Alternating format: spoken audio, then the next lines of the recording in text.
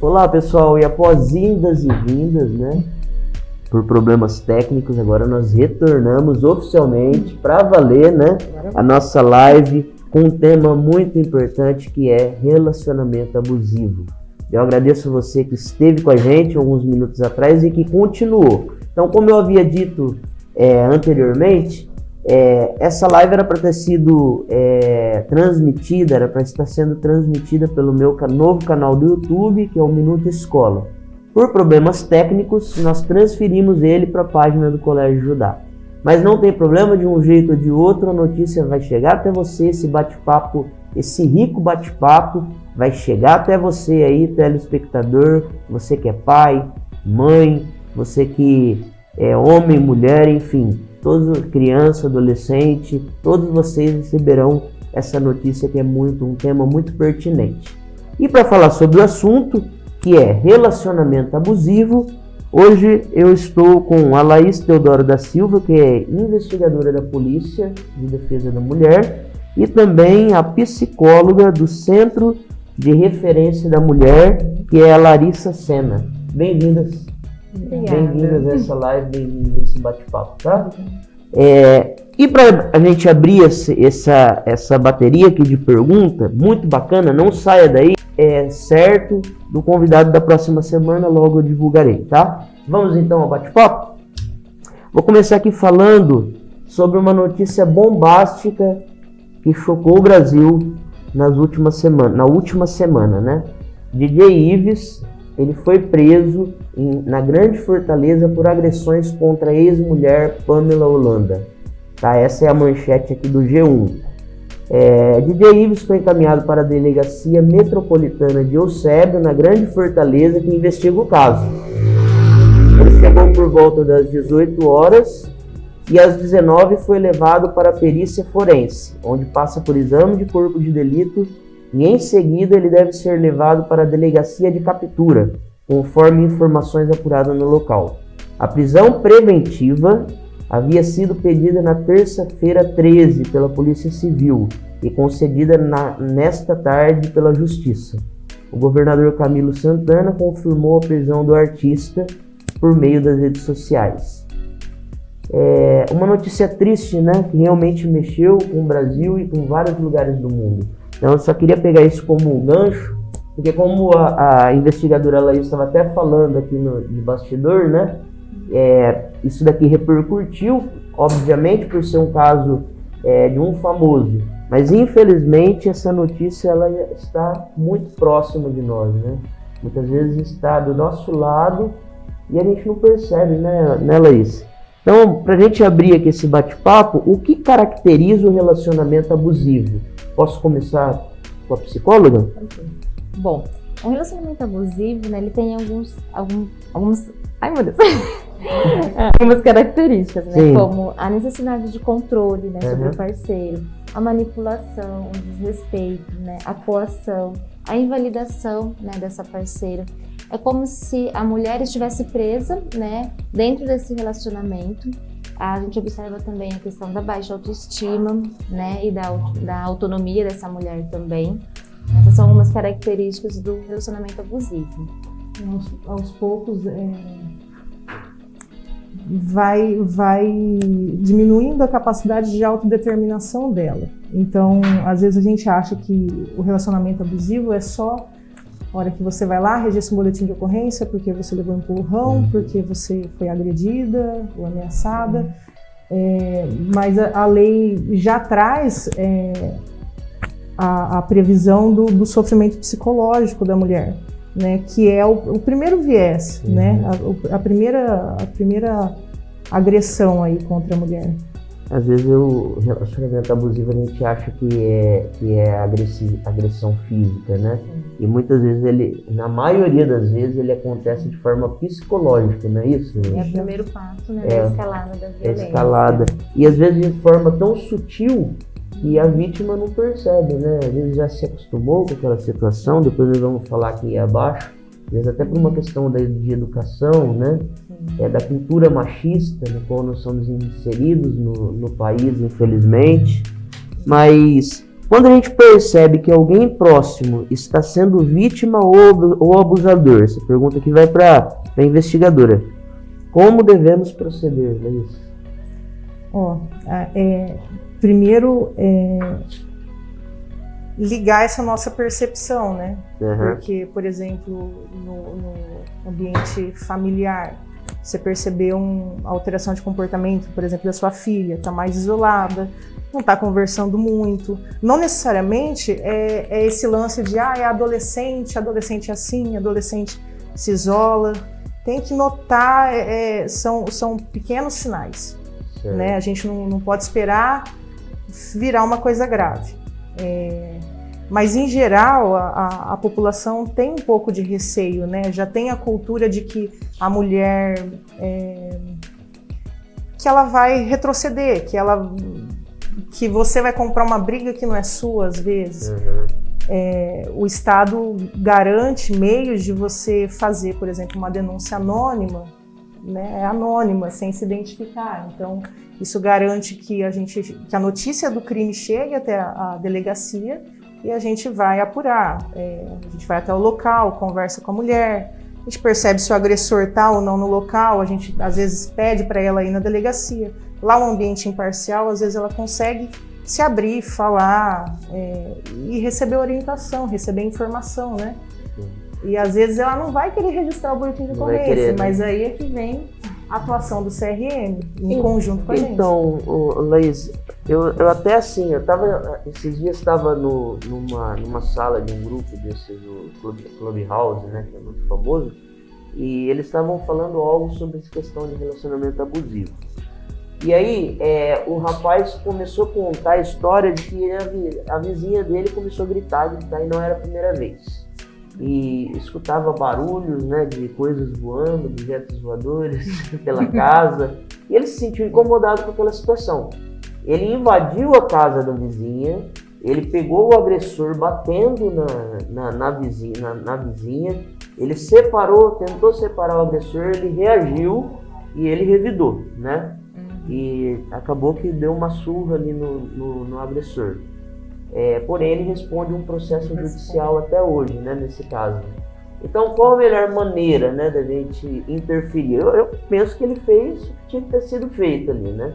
Porque vai deixar o cara matar a mulher? 190. A polícia militar vai no local na hora, assim, já teve... da onde que sai o flagrante, né? A situação flagrancial. A polícia é acionada. Gente, atenção, tá? Se você vê algum vizinho, algum parente passando por essa situação, dica aqui da nossa investigadora. Nada impede a atuação, né? Nada impede uma coisa imediata, mas... É o melhor caminho, né? O mais seguro, assim, para todos. Para todos. Você não sabe, às vezes, o agressor está armado. Você não sabe... Uma série de coisas pode estar acontecendo. Legal. Como a polícia e a justiça agem em caso de denúncia? Isso que eu falei para você. Chega a denúncia para a gente, nossa função é apurar. Então, chega geralmente através do 180, é isso? 197 e Disque 100 também. 100. Então, tudo chega ali, né? Chega nos órgãos do Estado, a gente vai até o local, tenta localizar a vítima, tenta conversar com o vizinho, se for o caso. Se for um crime, por exemplo, que tem os sinais do crime, no caso uma lesão corporal, a gente tem como atuar. A gente tira foto, faz nosso relatório. Lesão corporal é um crime de ação penal incondicionada. Então, independe da vontade da vítima. Agora, se é uma ameaça, se é um xingamento, às vezes a gente chega e a pessoa desmente, né? Não foi assim.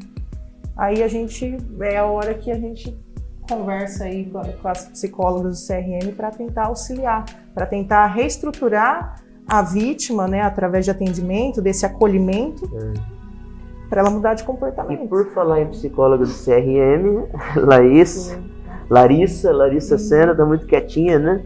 Larissa, pergunta para você aqui, tá? Você acha importante falar sobre esse assunto com crianças e adolescentes no ambiente escolar? Com certeza. Passou uma moto barulhenta aqui, ó. Com certeza, né? As crianças, elas são, né, os agentes de mudança do nosso futuro. E a questão da violência doméstica, ela é muito presa nessa questão cultural, né, do machismo, enfim, da identidade de papéis, tanto do homem como da mulher. Né? E muitas vezes vê o homem como tendo mais poder de ação, né, sobre a mulher, no caso.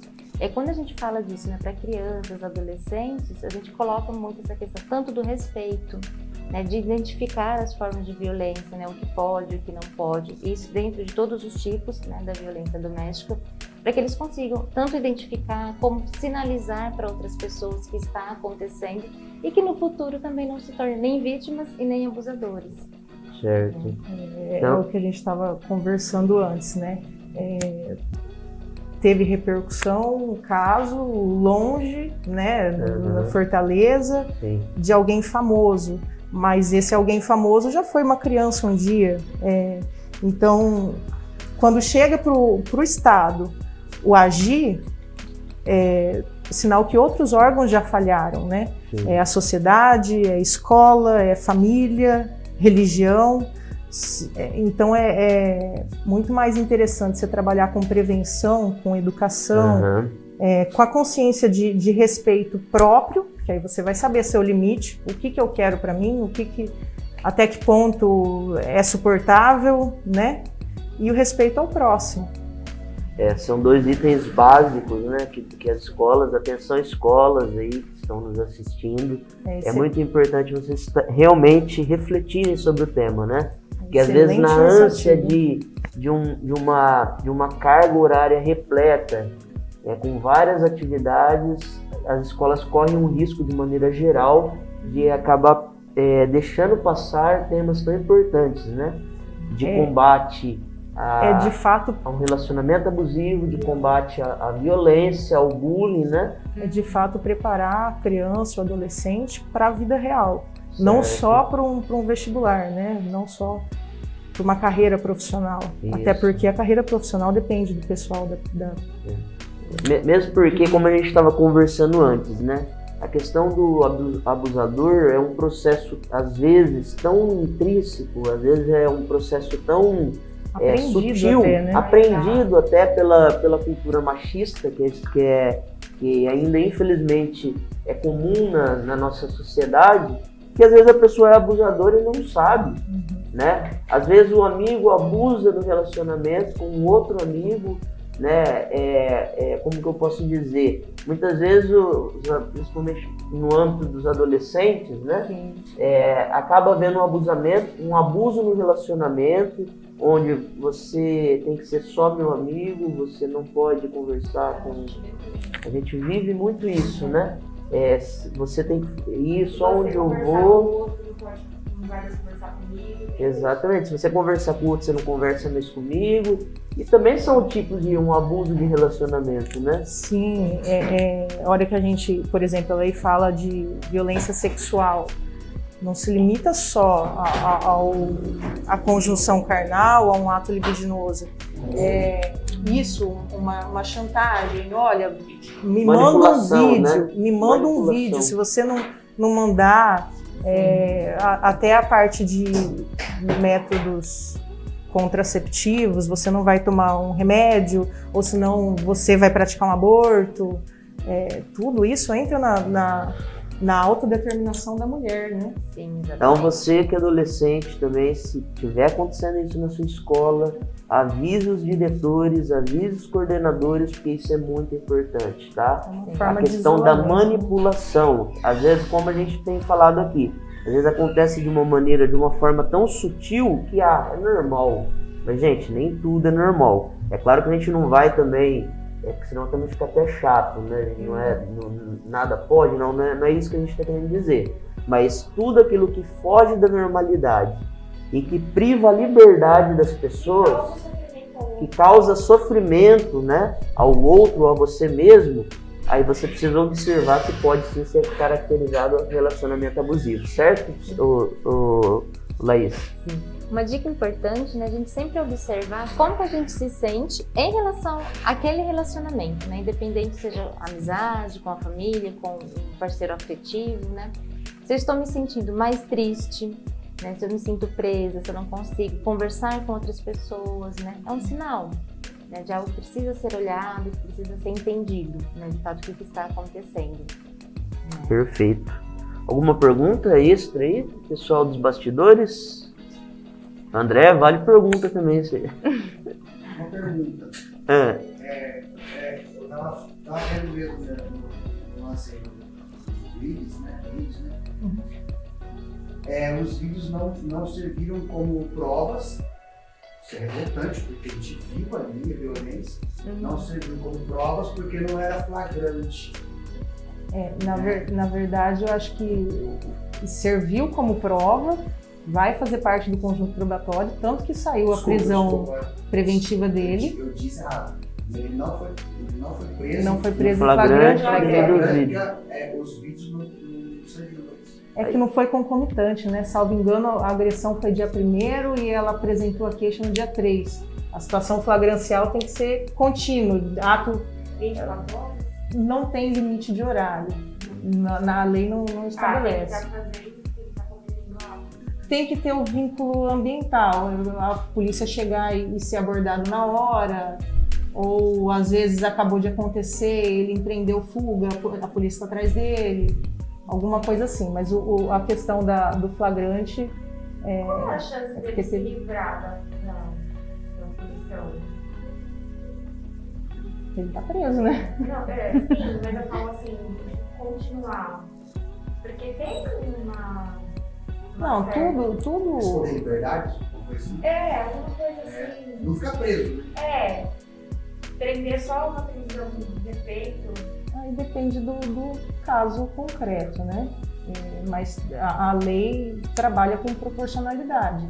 Se você pratica uma ameaça, você vai responder proporcional à ameaça. Se você às vezes a mulher vai lá inconformada com a gente, mas vocês não vão prender ele, vocês não vão fazer nada? Vocês estão esperando me matar para fazer alguma coisa?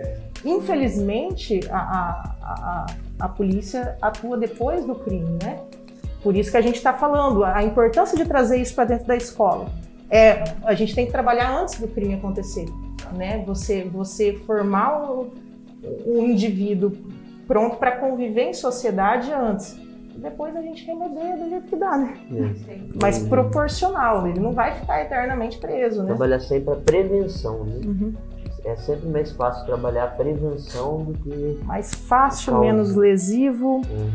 Do mesmo jeito que um pai e uma mãe não quer visitar um filho preso, um pai e uma mãe também não quer visitar uma filha, né?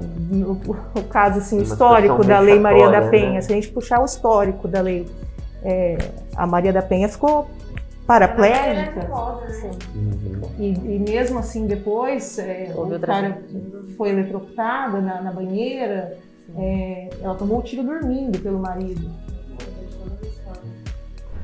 Doutora, eu tenho 2 perguntas aqui pra gente fechar esse bate-papo que tá maravilhoso, né? A primeira, briga de marido e mulher, se mete a colher? Olha, depois você que conviva com a sua consciência, né? Se nada for feito, a gente tem, que nem eu falei, possibilidade de fazer denúncia anônima, discar 190, a polícia militar vai no local na hora.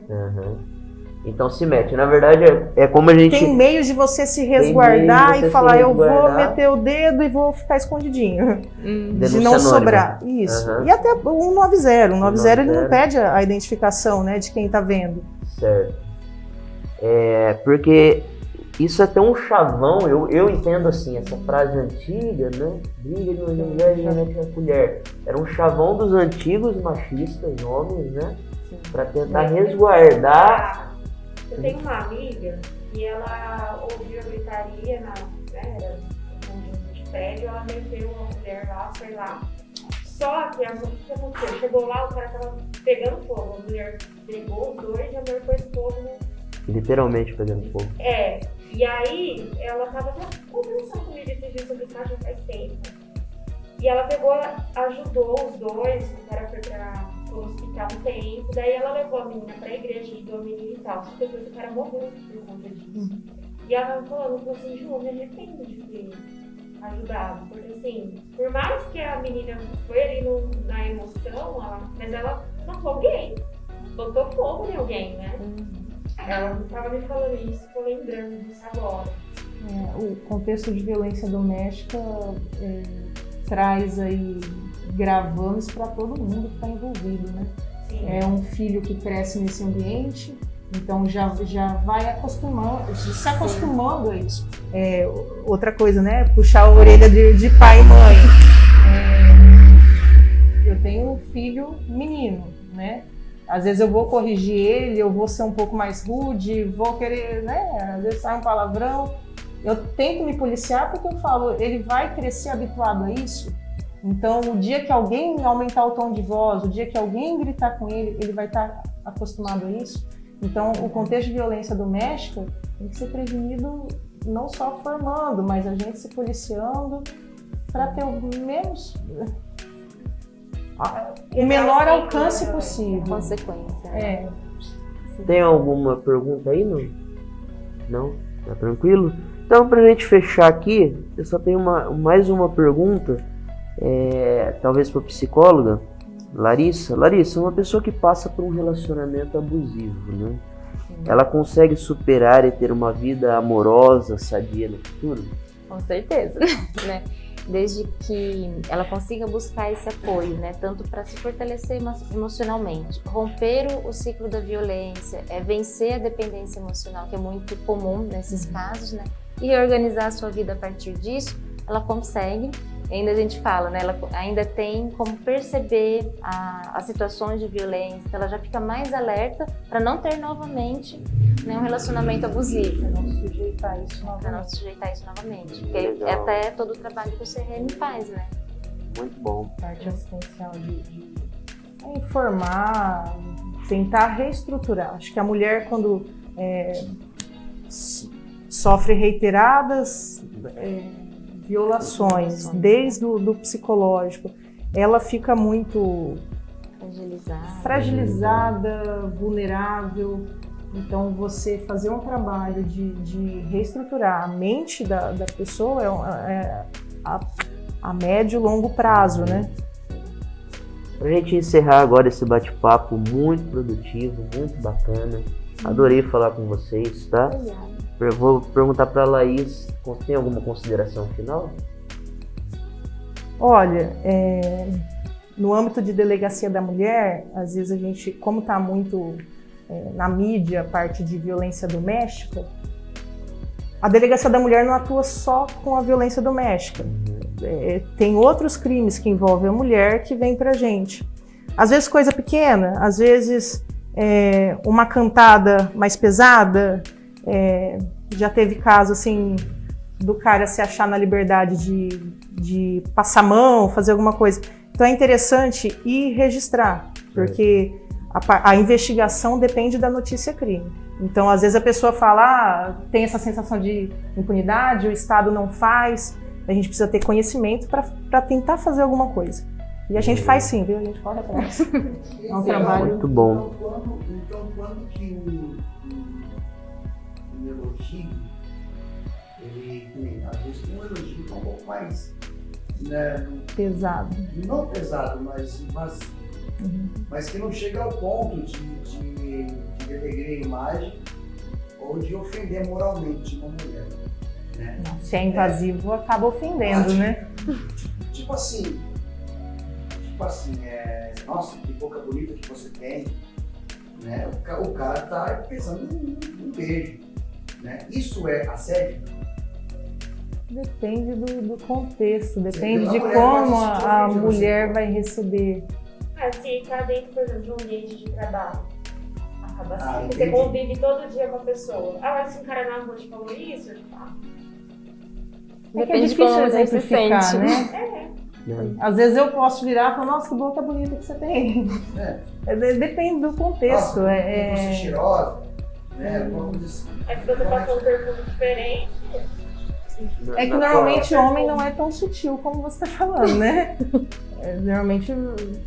são coisas mais pesadas. Mas né? o que é interessante, por exemplo, teve um caso recente, foi chegando o boletim de ocorrência pra gente não chegou no cara de imediato, mas aí o jeito que ele agiu foi semelhante. Aqui a gente pegou... A hora que a gente conseguiu juntar tudo, foi a nossa satisfação, né? A gente está ali para isso. A gente quer trabalhar, então a gente precisa ter esses registros, né? Não, é sério, tinha uma imagem, o outro viu não sei o quê, às vezes viu tem algum problema psicológico. Até a lei, acompanhando aí o desenvolvimento da sociedade, trouxe algumas alterações, entre elas a possibilidade do juiz determinar a reeducação do agressor, o acompanhamento psicossocial, né? Só que é 2020, é recente. Aqui na cidade, eu estava conversando com a Larissa, a gente não tem conhecimento de que tenha um órgão voltado para o agressor. Porque aí a outra dica, né? A pessoa vai lá fazer o boletim de ocorrência, você dá uma olhadinha, o cara já tem vários boletins, fulana, beltrana, ciclana. Grava, né? Tudo isso é grave. Às vezes a mulher tem a ilusão de que é porque não entrou a pessoa certa na vida dele. Posso mudar, de mim ele gosta, né? Mas o agressor às vezes precisa mais do que uma parceira, ele precisa de um tratamento, de uma reeducação mesmo. Então, e pegando até agora, se o cara for hoje o que é muito comum também, psicopata, aí não tem jeito, é só, né? Aí já muda de perfil. Vamos então para a psicóloga Larissa, sendo consideração final. Bom, sempre que a gente ou identificar, né, no nosso relacionamento, na nossa família ou com pessoas próximas, né, orientar a pessoa, né, que ela tem como buscar ajuda, né, que ela tem meios, né, de sair dessa situação, né, que ela não precisa estar presa ali, né, e rompendo também um pouquinho, às vezes, esses discursos, né, comigo ele vai mudar.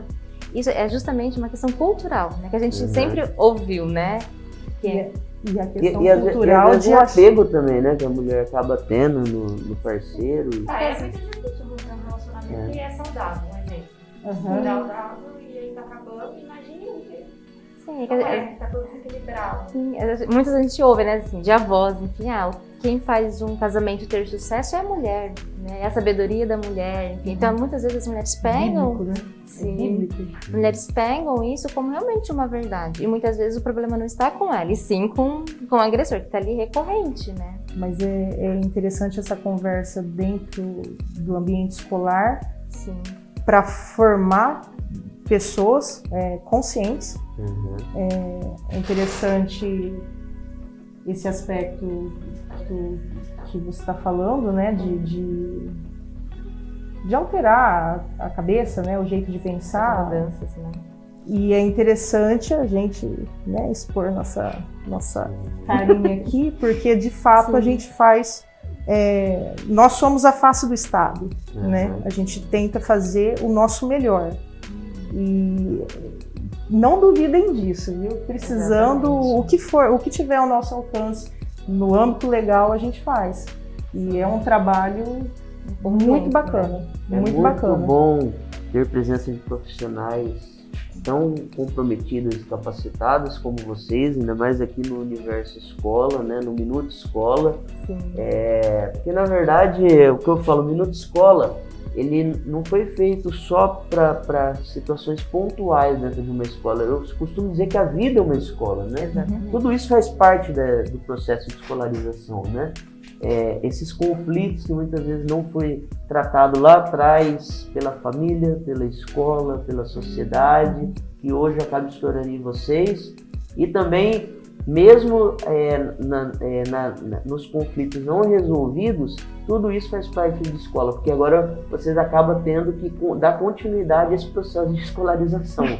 Talvez de uma maneira mais dura, enérgica, mas tentar sempre reabilitar a sociedade para que sejam pessoas melhores, né? Gente, muito obrigado. Por mim, eu ficaria aqui a tarde toda batendo papo. É muito produtiva essa conversa. Eu agradeço a psicóloga Larissa Sena psicóloga do Centro de Referência da Mulher. E também agradeço a Laís Teodoro da Silva, que é investigadora de polícia de defesa da mulher. Né? Muito bom ter vocês aqui no Minuto Escola. A gente que agradece a oportunidade. Próximo Minuto Escola também, com novidades. Continue nos acompanhando. Obrigado você que acompanhou aqui ao vivo. E obrigado você que também assistirá essa live posteriormente.